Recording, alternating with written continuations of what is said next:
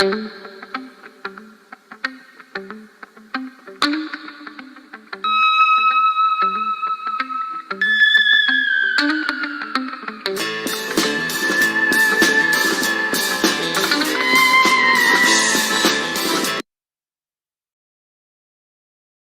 shooting news. Tonight we're going to be doing episode 6 of the political pendulum. National security is now in the hands of we the people. That's a fact. Of the events we just saw, so keep in mind, what we're watching is the political pendulum. Swing left to right, right to left to right again and again, with a hypnotic effect, until freedom and liberty is completely eroded away. Our defense is the U.S. Constitution and our Bill of Rights, and a case called Marbury versus Madison, which protected those rights from 1803. All laws which are repugnant to the Constitution are null and void. An unconstitutional act is not law. It confers no rights, imposes no duties, it affords no protection, it creates no office. It is in legal complementation, as inoperative as though it had never been passed. That's etched in stone. And when someone tells you it isn't, challenge them on it. So with that said, we're coming to you from Merrimack Valley, which shot heard around the world this Friday. In Massachusetts at the Concord Bridge, and the revolution against tyranny changed how men would be ruled or not ruled by tyrannical kings, queens, dictators, emperors, or czars. Okay. That being said, everything you're going to see tonight is going to be used in the fair use laws.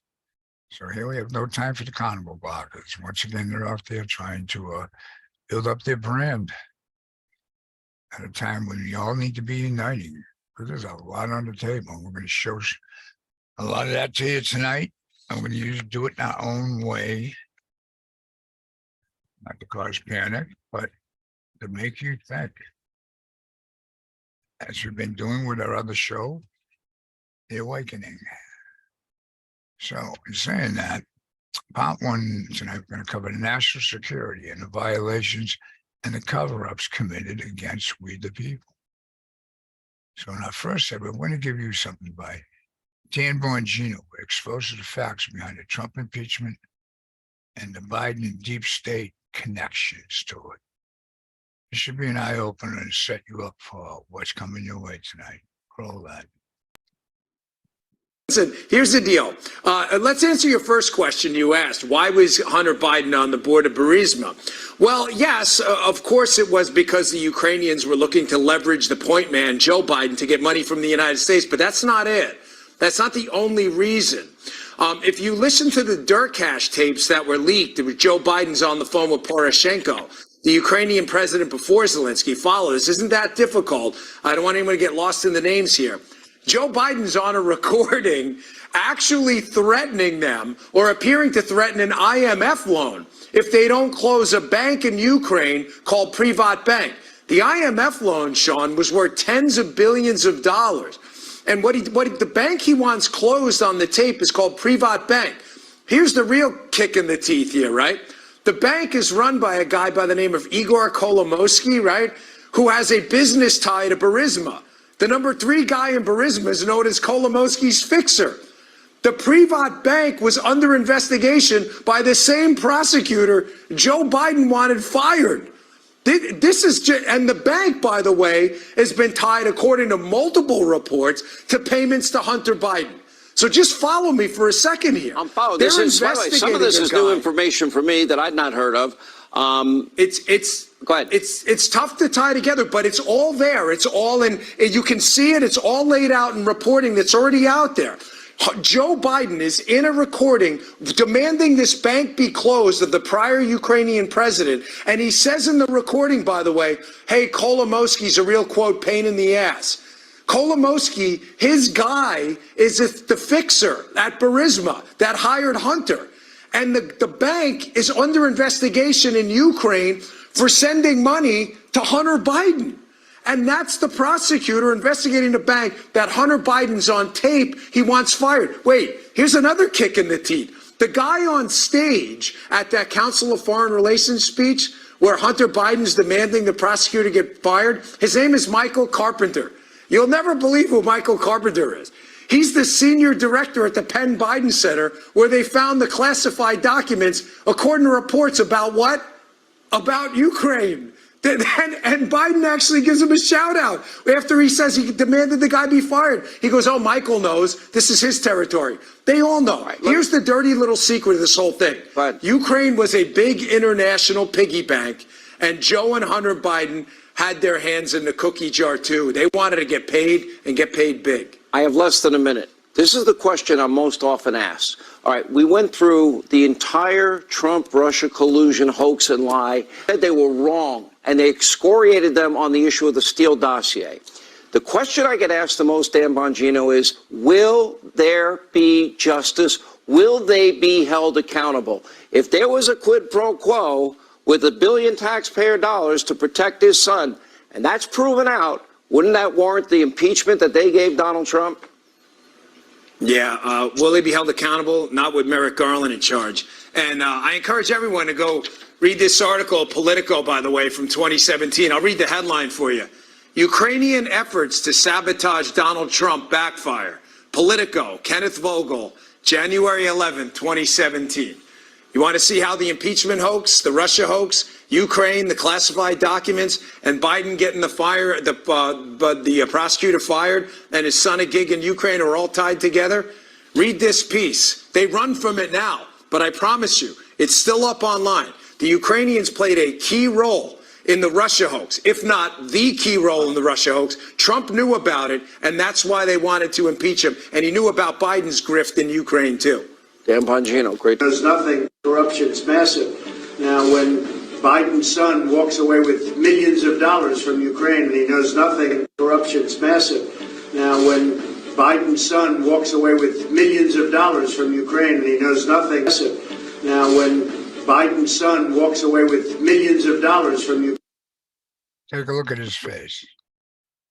He looks like he either doesn't know what he's talking about, or he does know and wonders how Trump knows.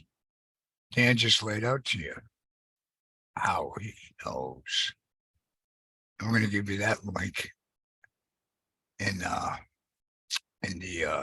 description to the video. We put it up. That is one confused looking man. Is he confused because he doesn't know what he walked into? Maybe. But the people did elect him. We gave you the videos.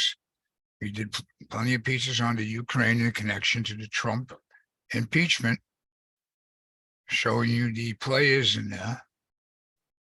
So, like I said, just look at this man's face. He's looking at the camera like, what the? No doubt. Play it one more time and you can listen to what Trump is saying and why his eyes and his expression is like, doesn't know what to do. And he's an actor. Keep that in mind. So all these connections to the money pot in Ukraine has led to what we're seeing today. Like I said, look at that face. Look at that face. Like, what's he talking about?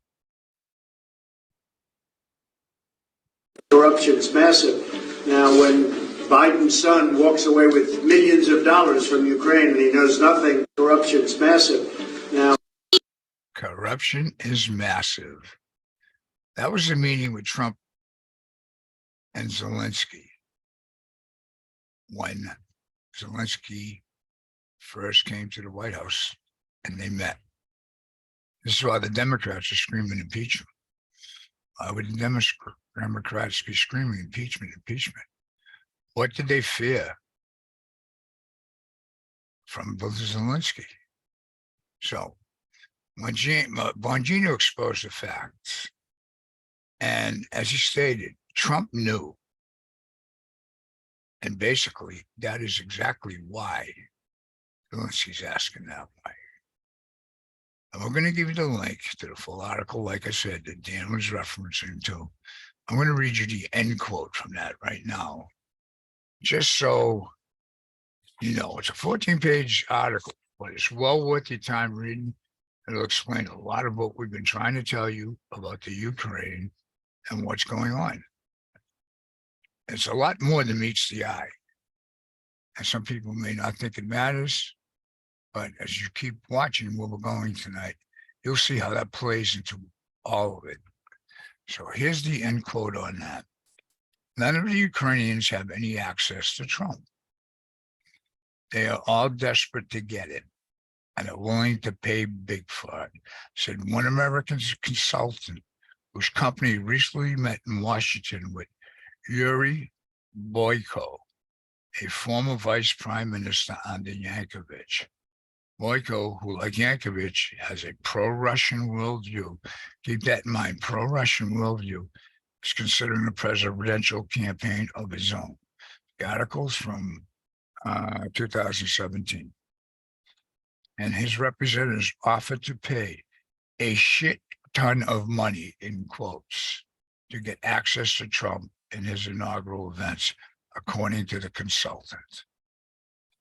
The consultant turned down the work, explaining it sounded, quote, it sounded shady. We don't want to get into the middle of that kind of stuff. So this article here that Dan reported, and like I said, we want to start off with, he said it's called Ukrainians' Effort to Sabotage Trump Backfire. It's done by Kenneth Vogel and David Stern. It was published on 1/11/2017. All right.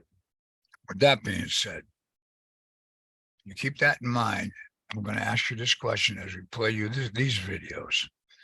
So why would these so-called Democrats react like this in this hysterical manner? Roll with me.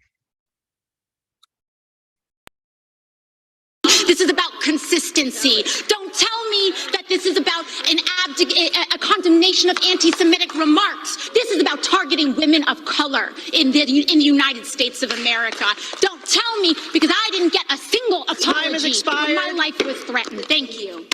The GOP is now doing what it is best at, weaponizing hate against a black, beautiful Muslim woman. The gentlewoman's time has expired. Omar will not be silenced. The gentlewoman's time has expired. Congressman Omar, The gentlewoman's time has expired. That our country is failing you today through this chamber. You belong. The gentlewoman is no longer recognized. Republicans removed Congresswoman Ilhan Omar from the Foreign Affairs Committee. Another example of House Republicans putting the show ahead of any kind of policy agenda. A blatant double standard is being applied here. And what is the difference between Rep. Omar and these members? Could it be the way that she looks? It's a political stunt, and it is a disservice to the American people.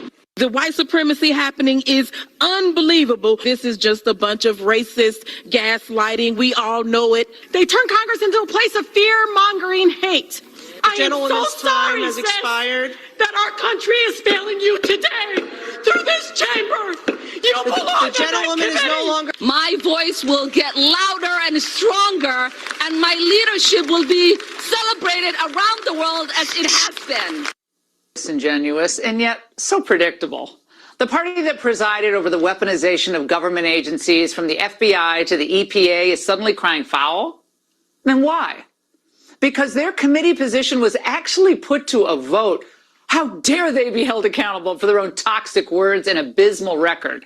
The disgusting legacies after 9/11 has been the targeting and racism against Muslim Americans throughout the United States of America, and this is an extension of that legacy. Consistency, there is nothing consistent with the Republican Party's continued attack except for the racism and incitement of violence against women of color in this body. Don't tell me this is about consistency. Don't tell me that this is about a condemnation of anti-Semitic remarks. This is about targeting women of color. But let's be blunt here. Omar lost her position on the Foreign Affairs Committee, not because she's a Muslim or wears a headscarf. She lost it because over the years, she's made a series of anti-Semitic comments. She wasn't treated unfairly. The newly elected House decided that they didn't want someone with her views involved in the oversight of U.S. foreign policy. I know she's made some apologies, but apparently they weren't convincing. I certainly did not or was not aware that the word hypnotize was a trope. I wasn't aware of the fact that there are tropes about Jews and money. That has been a very enlightening part of this journey. The notion that the party of Adam Schiff and Nancy Pelosi have any leg to stand on to complain about any of this is absurd.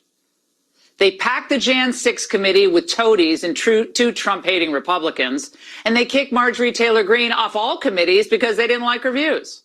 GOP, though, was not doing this in a tit-for-tat moment, kicking Schiff and Swalwell off their Intel committee or Omar off her Foreign Affairs Committee. No, Republicans, by doing that, were being pragmatic. You know Swalwell should not serve on the Intel. I'd love to take a show of hands here. How many believe, if you're a member of Congress and the FBI says nothing, but the moment your leadership appoints you to the Intel Committee, the FBI comes knocking on the leadership's door and says, we have a problem, this person has a relationship with a Chinese spy. How many believe that that person should stay on Intel? Now, the chairman of the Intel Committee, Adam Schiff, I actually believe I helped him. Because what he did to the Intel Committee, he used that position as chairman, knowing classified information that others didn't, and he conveyed to the American public something that was not true to try to confuse them on a number of times. No, and that's the clear part, how it's not tit for tat. So the Democrats in the last Congress removed Republican members from all committees. They even judged one Republican member not based upon what she had said as a member of Congress, but what she said prior to ever getting here. This is nothing like the last Congress where you never had an open rule. So I've had Democrats coming up to me telling me we're running it much better, especially the time allotment. Now, lost in all the recent praise for Nancy Pelosi as a historic, brilliant speaker is the following. She made a huge mistake by giving these fringe fools those assignments on committees in the first place. The January 6 committee's final report was more than 800 pages, but some material did not make the cut, including much of its findings on the failures of federal law enforcement leading up to the attack. The chief investigator of the January 6 committee says the government could have prevented it. Law enforcement had a very direct role in contributing to really the failures, the security failures that led to the violence. It's massive. Now, when Biden's son walks away with millions of dollars from Ukraine and he knows nothing, corruption's massive. Now, when Biden's son walks away with millions of dollars from Ukraine and he knows nothing, corruption's massive. Now, when Biden's son walks away with millions of dollars from Ukraine. You getting the point? Are you getting the point yet? So, let's see. Trump announces he's going to run. Kevin McCarthy removes people who have no right to be on these committees from their committees. But was this all like a major political show for the public? Just to demonize Trump and to cover up for decades of corruption in the Ukraine? Now that we know, and there's facts, like I said, read that 15-page article that we're going to give you the link to, that Dan Bongino referred to. It's got all the information in there. But to even like maybe give them a benefit of the doubt, I mean, are they playing the race card for a political show, just to cover up for the crimes, like we said? Or are they just pawns in the game and being used by their own party to try to keep Trump in because they fear Trump? But either way, here's what the point comes to, is these people are supposedly representing us in the government. They have no place putting out any laws that are against our Constitution and our Bill of Rights. They're not intelligent enough, or they're sneaky, or they're corrupt. That's the bottom line. And we, the people, cannot comply with anything that comes out of that place until that swamp is drained. I mean, even the January 6th committee could get Trump. You heard it yourself, like you said. Why wasn't it prevented? We showed you video before. Trump was willing to send National Guard, everything to do. They didn't want it. What is the game that's being played with our rights, our future, and our country? So what we did is we went back and we dug out some old clips for you here of some of the statements made by some of these so-called squad members, which I call the fraud squad. And we're going to play it for you right now, just so to put it all in perspective. There's something very wrong here, and we need to stop complying with what's going on and demand answers, because our country's at stake. Roll this. Was founded after 9/11 because they recognized that some people did something. Member of Congress to ever describe terrorists who killed thousands of Americans on 9/11 as some people who did something. Unbelievable. Donald Trump has called on her to resign after remarks many viewed as anti-Semitic. And on Twitter, she's accused the president of racism. But on Capitol Hill, freshman Congresswoman Ilhan Omar is in no mood to talk about any of it. The president said that you should resign and the vice president said you should be held accountable for your views. Can you respond to that? No, thank you. Then asked about this Wednesday tweet where she said to Trump, "You have trafficked in hate your whole life against Jews, Muslims, indigenous, immigrants, black people, and more. I learned from people impacted by my words. When will you?" Omar took strong exception. This morning you said the president trafficked. What is wrong with you? Question about your tweet. You had a tweet saying the president trafficked in hate. Yes, I tweeted. There's a response. You can run that and have a nice day. A refugee who joined Michigan's Rashida Tlaib as the first Muslim woman to ever serve in the House, Omar has long criticized the Israeli government, but has said she respects the Jewish people. And her allies argue she's been unfairly singled out. Yet after tweeting Sunday that GOP criticism over her Israel views are, quote, all about the Benjamins, she was roundly condemned, even by her own leadership, and later apologized, saying she understands the painful history of anti-Semitic tropes. Do you regret your comments, Congresswoman? I'm pretty sure that was stated in my statement. About the political influence in this country that says it is okay for people to push for allegiance to a foreign country. She has also tweeted that Israel has hypnotized the world. May Allah awaken the people and help them see the evil doings of Israel.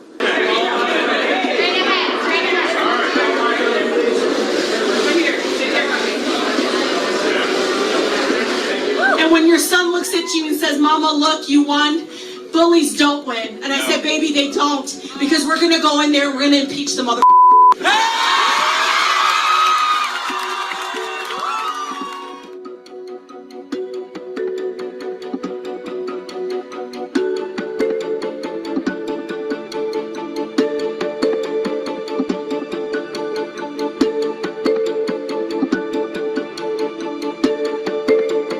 And I hope that some of these new faces that campaigned on being different and being a change will actually come here to work with the president, work for solutions, and actually look to help the American people, not to help their own political careers. Right, I think it is too early to talk about that intelligently. We have to follow the facts. We have to get the facts. That's why it's important to protect the Mueller investigation. That's why it's important to do our own inquiry. We have to get the facts, and we'll see where the facts lead. And maybe that'll lead to impeachment. Maybe it won't. But it's much too early.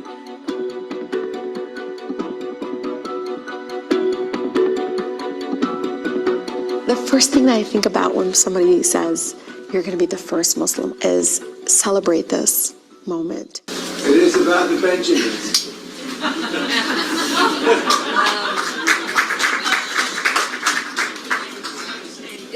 I don't think my mic is In just her 7th week in office, again enduring sharp backlash after challenging support for Israel. The latest, a series of tweets Sunday that were criticized as anti-Semitic. First, in response to this threat from House Minority Leader Kevin McCarthy. If they do not take action, I think you'll see action from myself on ways that this cannot sustain itself. It's unacceptable in this country. Minnesota Democrat tweeted, "It's all about the Benjamins, baby." That remark sparking an uproar, including from fellow freshman Democrat Max Rose, who called her statements deeply hurtful to Jews, including myself, doing little to calm the storm. Fellow Democrat Josh Gottheimer called it an anti-Semitic trope that is hurtful to so many Americans. Today, Gottheimer, along with fellow Jewish Democrat Elaine Luria, seeking signatures for a letter they plan to send to Democratic leaders, saying they are deeply alarmed by recent rhetoric from certain members within our caucus. Omar's election last fall was groundbreaking, joining with Michigan Democrat Rashida Tlaib as the first 2 Muslim women to serve in the House. Tlaib, a Palestinian American, declined to comment to CNN about BDS. That's a good question. We're going to be late. I promise. If you call my... They haven't responded though. Well, please, I'm sure they'll get it to you.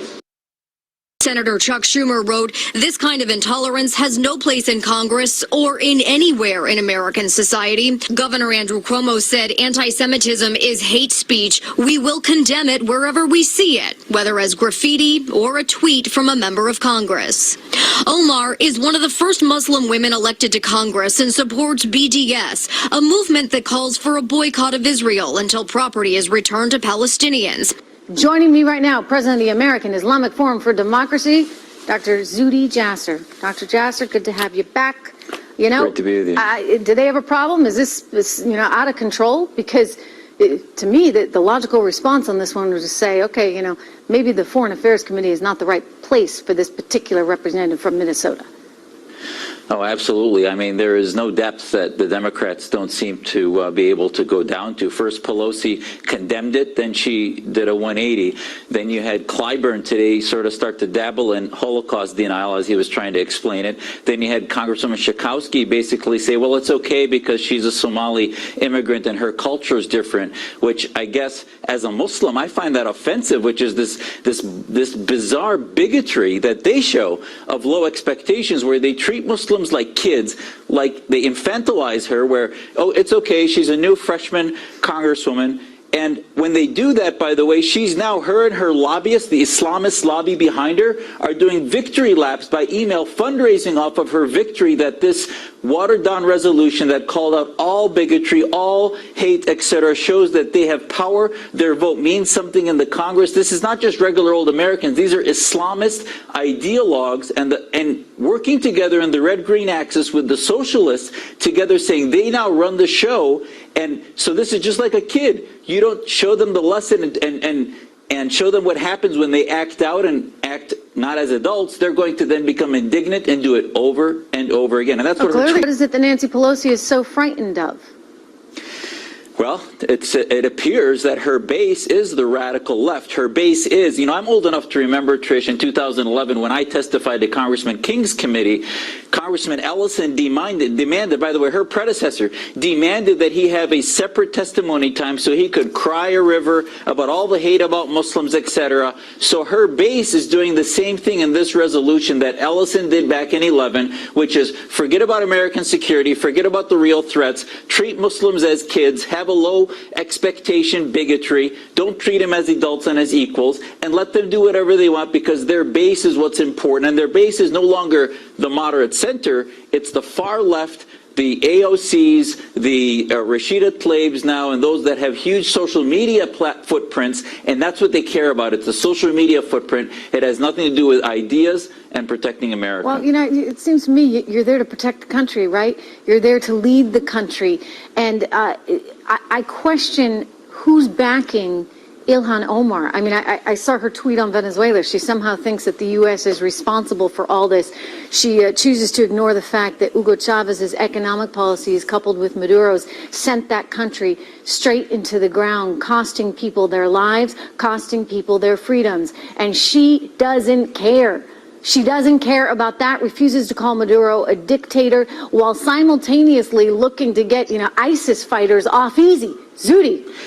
Exactly. I mean, look who's supporting her. The Tehran Times, the media arm of Khomeini, basically celebrated her as the courageous, strongest politician in America today, exaggerating through almost like a Stalin-esque propaganda. She's in Eritrea this week, by the way, taking photos 3-4 days ago, talking about peace and justice in Eritrea. Did she complain about their tyranny, their enslavement of their population, this Muslim government that is one of the worst offenders of religious freedom?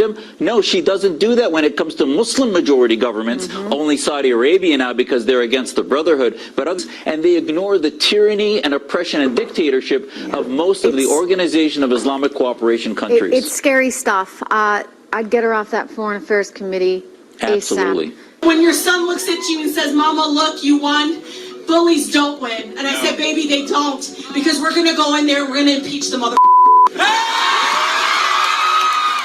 The GOP is now doing what it is best at, weaponizing hate against a black, beautiful Muslim woman. The gentlewoman's time has expired. Will not be silenced. The gentlewoman's time has expired. Congressman Omar, the gentlewoman's time has expired. That our country is failing you today through this chamber. You belong. The gentlewoman is no longer recognized. That's one of your leaders. Keep that in mind. She's going to impeach the MF, and then when McCarthy follows through on his words to remove this, whatever it is that's growing in our government, out of it, they freak out. Let's go to the beginning. Immediately, Omar plays the race card. It's just spewing hate. You can feel the hate just vibrating from her. Then they're arrogant about it. They don't have to respond to the press or anybody else. They're way above that. And you got Sanders. She's saying she's hoping that they get along. She was Trump's press secretary at the time. Seriously, how can you get along with these people? Okay. Now we have what? We have the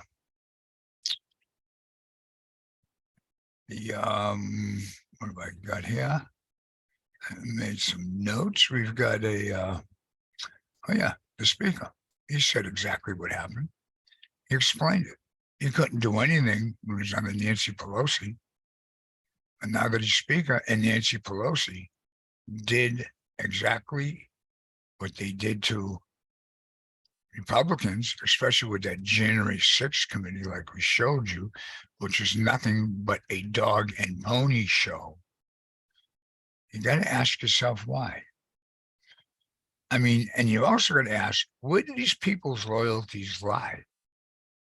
Biden taking payoffs, he don't care. He's a member of Congress, and he thinks he's privileged and above the law. This is what Hunter's laptop's all about. You don't even have to cover much of that. Sure, if you're paying attention, you heard about that. Now they're suing the guy who turned it over because he had to. He didn't want anything to do with it. He got to look at the content when he's trying to recover it, and he said, "No, call there, get this out of my hands. It's a hot potato." After trying to reach Hunter to take it back. So you got to keep one thing in mind. The loyalty has to be to our country. And we've got to ask where these people in Congress's loyalties lie, like I just said. We are being attacked right at the heart of our nation's principles to destroy our nation. We're supposed to be a melting pot.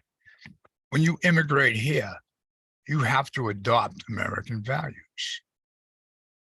If you want to make some laws, there's some laws that need to be made. You know, it's like Victor J. Hansen was saying in a few clips that we have. Now, this isn't the 60s. This isn't just some protest against the establishment. This is the establishment coming after we the people and destroying everything that we have. So we're going to end this segment here and saying this. We the people don't step up and demand that the U.S. government start representing us. We will lose our nation. Part two, we're going to go into what some people are scoffing at and making jokes about, whether it's because the truth frightens me, is this balloon incident with China. And we're going to take a different spin on it. And we're going to let you decide for yourself if you think there's a serious problem there. Okay, we'll see you in part two.